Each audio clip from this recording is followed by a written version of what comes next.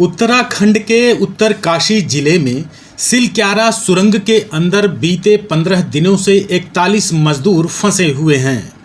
Rescue का आज 16वां दिन है। पूरा देश श्रमिकों की सलामती की दुआएं कर रहा है, तो इसी बीच वहां से एक ऐसी तस्वीर सामने आई है जिसे देख हर कोई हैरान है। दरअसल सुरंग के ठीक बाहर स्थित बाबा बौखनाग मंदिर के पीछे स्थानीय लोगों को पानी से बनी ऐसी आकृति दिखी जिसे देखने वालों ने दावा किया है कि यह भगवान शिव की आकृति है। इसकी तस्वीरें और वीडियो देखते ही देखते सोशल मीडिया पर वायरल हो गईं। स्थानीय लोगों का कहना है कि भगवान शिव ने खुद रेस्क्यू वर्कर्स को इस रूप में आशीर्वाद दिया है ताकि वे जल्द से जल्द श्रमिकों को सही सलामत सुरंग से बाहर निकाल सकें। आपको बता दें कि बाबा बौखनाग का मंदिर ठीक उस सुरंग के बाहर है जिसमें मजदूर फंसे हैं। जब सुरंग का निर्माण शुरू हुआ था तो मंदिर को उसकी जगह से हटाकर सुरंग के अंदर कोने में स्थापित कर दिया गया था। हालांकि जब यह हादसा हुआ तो दोबारा से बाबा के मंदिर को पहले वाली जगह पर स्थापित कर दिया गया। बाबा बौखनाग सिलक्यारा सहित क्षेत्र की 3 पट्टियों के इष्ट देवता हैं। मंदिर के अंदर भगवान नागराज की प्रतिमा भी है। ऐसी मान्यता है कि बाबा बौखनाग इस इलाके के रक्षक हैं। फिलहाल सभी मजदूर सुरंग के अंदर फंसे हुए हैं। भारतीय सेना के कोर ऑफ इंजीनियर्स का एक इंजीनियर ग्रुप मद्रास सैपर्स की एक यूनिट भी रेस्क्यू ऑपरेशन में जुटा हुआ है। सुरंग में फंसी आगर मशीन को टुकड़ों में काटकर बाहर निकाल लिया गया है। उधर उत्तराखंड सरकार ने बताया कि दूसरी लाइफलाइन 150 मिलीमीटर व्यास सर्विस का उपयोग करके श्रमिकों के लिए नियमित अंतराल पर सुरंग के अंदर ताजा पका हुआ भोजन और ताजे फल डाले जा रहे हैं। इस लाइफलाइन में नियमित अंतराल में संतरा, सेब, केला आदि फलों के साथ साथ औषधियों की भी पर्याप्त आपूर्ति की जा रही है। भविष्य के स्टॉक के लिए अतिरिक्त सूखा भोजन भी पहुंचाया जा रहा है। ऑस्ट्रेलिया से आए माइक्रो टनलिंग विशेषज्ञ क्रिस कूपर ने कहा कि आगर मशीन का सारा मलबा हटा दिया गया है। मैनुअल ड्रिलिंग शुरू हो गई है। हमें 9 मीटर हाथ से सुरंग बनाने का काम करना है। यह काम जमीन के व्यवहार पर निर्भर करता है। जल्द भी हो सकती है और थोड़ा लंबा भी हो सकता है। हमें विश्वास है कि हम इससे पार पा सकते हैं। We're breaking out the cut ahead. We're breaking out the cut ahead. It'll be about another 2 hours, and then the intention is to do the next 9 meters by hand tunnel, and that's the situation at the moment. So, sir, debris of auger machine have been removed, sir. All the debris out. We've got a cut ahead to take out, so the cutting piece before has got to be taken out, and some of the pipe that's at the front's got to be cut out. It'll be about 2 hours. Then we start to do the hand tunneling. Sir, when manual drilling will be start, sir? After 3 hours, maybe. After 3 hours. Something like that. So, according to you, sir, what's your predictions? How much it will take to complete to 57 meters, sir? It's not completely 57 meters. We've got 9 meters of hand tunneling to do. And it really depends on how the ground behaves. But it could be quickly, it could be a bit longer. If we hit some lattice girder, then we've got to cut out the lattice girder. But we're confident we can get through now. Sir, who will do manual drilling? Army engineers will do, or no, Navyoga is in charge of that. So Navyoga will be doing that. The Army is just supervising.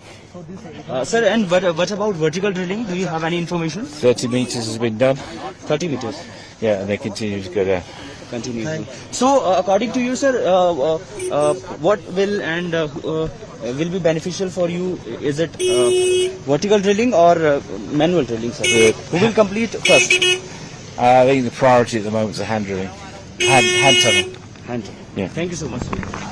इस बीच वहां पहुंचे देश के जाने माने robotics विशेषज्ञ मिलिंद राज कहते हैं कि मैं सिलक्यारा सुरंग में फंसे 41 श्रमिकों की मानसिक भलाई के लिए यहां आया हूं।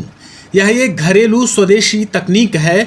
हमारे पास 24 घंटे श्रमिकों के स्वास्थ्य की निगरानी करने की प्रणाली है।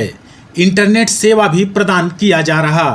यह बचाव रोबोटिक प्रणाली मीथेन जैसी खतरनाक गैसों का पता लगाने में मदद करेगी। सो यहाँ पे हमें इसलिए यहाँ पे मैं हूँ क्योंकि यहाँ पे जितने भी 41 लोग फंसे हुए हैं उनकी मेंटल वेलबींग के लिए टेक्नोलॉजी हम लोग इम्प्लीमेंट करने जा रहे हैं। ये होम ग्रोन इंडिजिनियस टेक्नोलॉजी है। हालांकि मेरा बहुत ही छोटा सा एक रोल है बट एक बहुत इंपॉर्टेंट रोल है, क्योंकि जब अंदर कोई इतने दिनों तक फंसा रहता है तो उसकी मानसिक जो हालत होती है वो बहुत ही असंतुलित हो जाती है। तो हमारे पास ऐसे सिस्टम्स हैं जो कि उनको राउंड द क्लॉक मॉनिटर करेंगे, उनकी हेल्थ को मॉनिटर करेंगे। साथ ही साथ हम वहाँ पे लिमिटेड एक्सेस इंटरनेट सर्विस भी प्रोवाइड कराएंगे टनल के अंदर। और उसके साथ ही साथ जो कि अंदर की तरह के विभिन्न तरह की गैसेज आ रही हैं, जैसे मीथेन हो गई और भी तरह की जो हजार्डस गैसेज हैं, उनको भी डिटेक्ट करने में ये पूरा रेस्क्यू रोबोटिक सिस्टम मदद लेगा।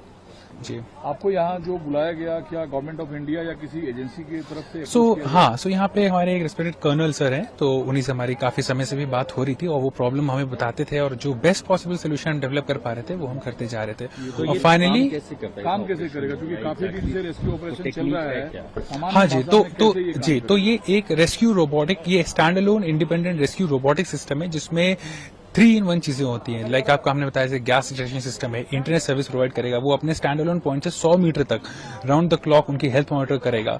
और कोई भी व्यक्ति इस तरह से अगर अंदर फंसा रहता है तो उसको हम लोग जितना भी कहते नहीं मेंटल वेलबींग के लिए चीजें दे सकें तो वो करेंगे। और उससे बड़ी चीज ये कि ये होम ग्रोन है और मैं कोई प्रोफेशनल रेस्क्यूअर नहीं हूं, बट देन मेरे जो स्किल सेट है दैट इज टेक्नोलॉजी और रिसर्च एंड रोबोटिक्स, उसकी मदद से इससे पहले भी एक बिल्डिंग गिरी थी लखनऊ में अलाया जिसमें 14 लोगों को जिंदा निकाला था, उसमें भी मैंने अपने रोबोटिक सिस्टम लगाया था सर्च एंड रेस्क्यू।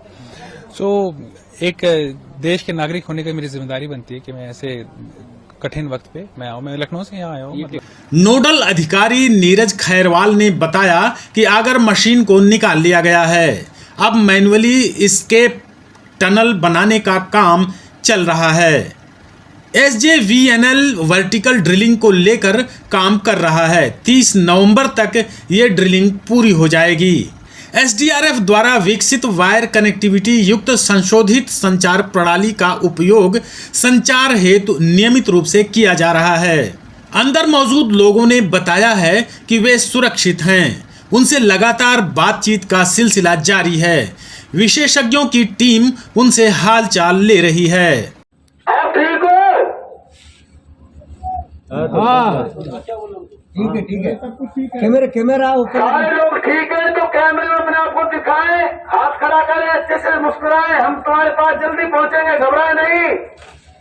हाँ वो अगले कैमरे को पास से धीरे धीरे बाहर निकालें और सभी को दिखाएं। सब आगे हम लोग को देखेंगे सर। आगे आगे कीजिए, आगे कीजिए केबल को। सभी को कैमरा उठाने के बाद दिखा दें, सभी को, जितने भाग अंदर है सभी को दिखाएं। कैमरा धीरे धीरे नीचे की तरफ ले जाएं। हाँ कोई बात नहीं ले जाओ। सब आवाज आ रही है। वो सब खोल रहा है ना, वो खोल रहा है। ये वाला लो, ये वो हमारा पैकेट मीटर। कैमरे की स्क्रीन को थोड़ा आप साफ कर लो, रुमाल से, कपड़े से, किसी रुमाल या कपड़े से कैमरे को साफ कर लो। और एक करके साफ समझा है। देखो फर्स्ट क्लास आवाज जा रही है। स्पीकर से, ये लाउड स्पीकर से अच्छी आवाज जा रही है। सभी को एक एक करके कैमरे पे दिखाओ और कैमरे पे पता चल जाना चाहिए हम आपको यहाँ से देख रहे हैं। 20 साल। ये कौन है? ये विश्वजीत है। इसके बगल वाला